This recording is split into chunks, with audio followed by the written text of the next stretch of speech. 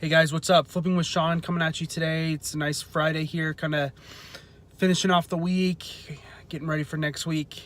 It's been a really solid week so far. Been super busy, but today I was just browsing around on YouTube and I ran across a few people doing videos on,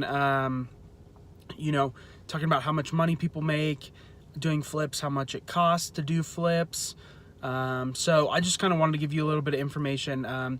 If you don't know, I have flipped several houses, about 4 to 5 now, and essentially I use none of my own money to flip these houses. I use partners who have money who can at least secure a loan and put the down payment down for that loan and find, money for the repairs. And then basically I go in, since I'm a real estate agent, find the deal, buy the deal, and basically have them close on it with their money, and then I partner up and I manage everything on the construction side. So basically I do the flip, find the deal, do the flip, and then I'm also the one who turns around and sells it on the resale. So I've done 4 to 5 of these now. I've done several wholesale deals, and a lot of people wonder kind of what flipping house makes. Well, in Denver, it's probably going to be a little bit different. I mean, we're going to have higher profit margins. A lot of it depends on, the price of the house. But on average, guys, I'd say most flippers want to make around $40,000 per flip, which is a fairly solid number. A lot of guys look for 40 to 50,000, at least out here in Denver. I know when you get into some of the other states where housing's just a little bit more affordable, things can change where, the average profit may be $20,000 to $30,000. But the house, only sells for $150,000 and they bought it for, 40 or something like that. So kind of interesting the way it works. Here in Denver though, guys, I mean, most of the costs that we've done, in pretty much every house has been over $60,000. That's the least amount we've ever put into a house.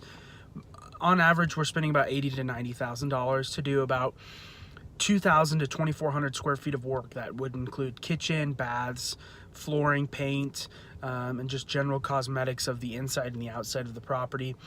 Obviously, every property has different needs, but that's kind of the general cost that we've been seeing is kind of 80 to, well, I'll say 60 to 100,000. That's a good range of where most of the costs are for these 2,000 to 3,500 square foot homes that we like to be in.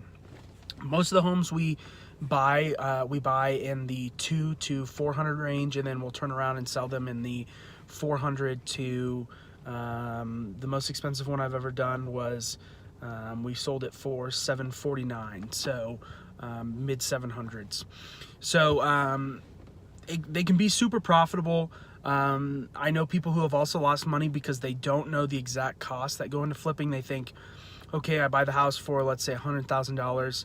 I put in $50,000 of work, then I sell it for $200,000 and I make $50,000. Not even close.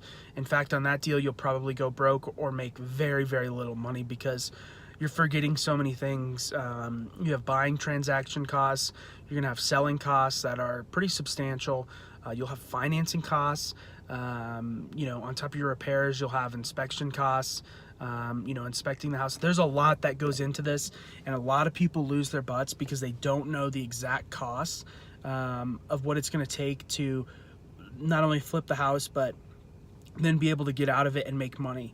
So I see a lot of people who are like, I want to flip a house. Here's a piece of crap house that needs to be fixed up, and we're going to spend $60,000 and make $100,000.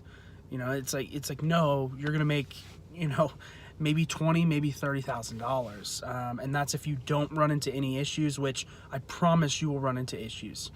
So that's kind of just a little bit of interesting look on the numbers and kind of what people are making flipping houses. It's very profitable, but it's a very competitive business. I mean, just yesterday I ran about 60 to 70 deals on my desk. Just every house that hit the MLS that even looked like it needed updating, I'll run it. I'll look at the comps and I'll go yay or nay. And it's a numbers game. If you're not committed, it's really probably not for you. You really got to have that deal flow of deals coming in that you can source in order to make this profitable. And I'm not even going to get into the contracting side and working with people's side because that's a whole nother ball game.